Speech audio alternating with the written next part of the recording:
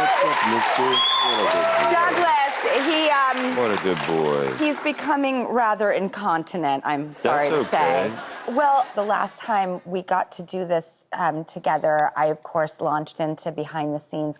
And then there were so many ones that we didn't get to talk about. And so could we start with behind the scenes? Because I swear this is going to go somewhere. Sure. All right, ladies and gentlemen, it's behind the scenes 2.0 because you've done it twice.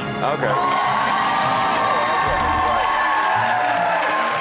I have to ask you about when you're out at events, maybe particularly weddings. Yes. Is there a certain song? I don't like it when they play Footloose, and I'm going to tell you why. Okay, tell us why. The reason is, I mean, it sounds like, it sounds sort of obnoxious because the movie was so great for me, and we play it in the band, and I've played the song, you know, a million times, and the star at the wedding is the bride and the groom. Oh. So if you go to a wedding, it always starts, this is so many times, it starts out cool, and then, you know, the drinking starts, and at about 10 o'clock, the DJ plays that song. People kind of form a circle around me and start clapping like I'm like a trained monkey. Yeah. You know? I mean, and expect me to, you know, do a thing. And my feeling is, I'm not the focus here. Like the you know, it's got to be about those two people. So that's why I tend to not want to hear it at a wedding. Okay, cheers to that. I totally get it, by the way. Thank you. As a trained monkey myself. As a trained monkey yourself. Lemon Sky, everybody, was a film that you did in 1988. I did, yeah. And something significant happened on this film. Well, this is where I met Kira, and the funny story about this. And you've been married 40 years? I think it's 37. Although I will tell you that I was doing a lot of off-Broadway many years before that. When I was 19, so she was 12, I think. And her mom had seen me in some plays off-Broadway, and she knew that little, you know, 12-year-old Kira wanted to be an actor. And she said, you know, there's this actor that I think you should go see. And she got her tickets to a play that I was doing in the Village. And in between the matinee and the evening performance, she saw the matinee. I was buying a sandwich in the deli around the corner, and this 12-year-old girl came up and said, "Hi, I liked you in the play." And according to her, I said, "Thanks, sweetie," you know, kind of, you know, misogynistic. And she tells a story that when we first met doing Lemon Sky, she said, "You know, we met in the Village after that play that time. Do you remember that?" And I went, "Yeah, I do remember that." And she went, "Really?" And I went, "No." So she did not like me. It was not love at first sight. Well, that sometimes sounds like a weird rom-com in itself, you know what I mean? Like you get off on the wrong foot. Yeah. Okay, Flatliners. What comes to your mind when I say Flatliners? Where's your brain go? It goes to the late great Joel Schumacher, who was the director, a very, very larger than life character. But he would get frustrated with us because, you know, we were pretty young and sometimes we're a little bit silly, and we were horsing around. We're horsing around, yes, as you can imagine with this group. I mean, that was an amazing time. I was friends with Joel Schumacher, the director, who I thought of this morning because it was he and Val Kilmer that, like, pulled me into Batman Forever. And Val Kilmer was so nice to me. It was so, you know, nurturing and kind. That's and awesome. Safe.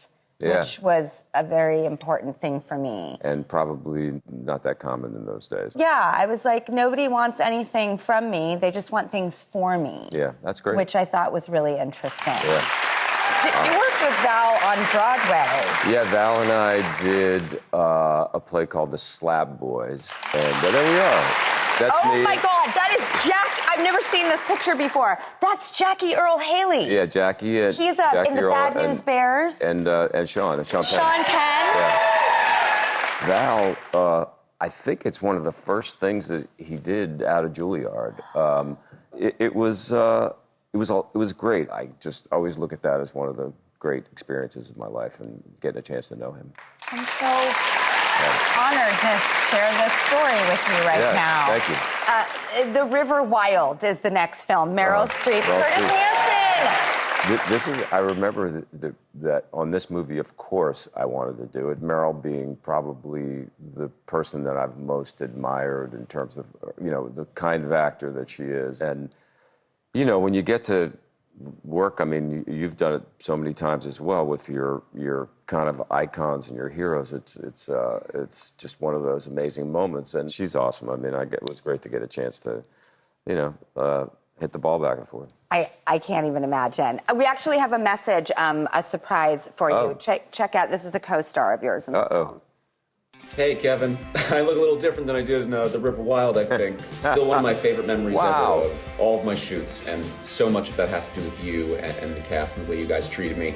I remember we were shooting the gauntlet scene, and it was only supposed to be for a week. We were over budget, over schedule, everyone was tired, everyone's finally excited to be moving on from Montana and from the scene. And Kevin goes, I think in order to celebrate moving on, we should all moon the camera. The moment that they called action, they all mooned the camera, and I just never forget those special moments where I just felt like, even though I was so much younger than everybody, I was part of the gang, and I always just want to thank Kevin for that. Oh, that's awesome. Wow. Oh, I love Joseph Mazzello. That's so great.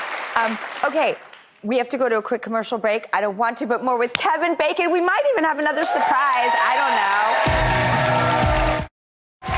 Welcome back, everybody. We are here with the incredible Kevin Bacon.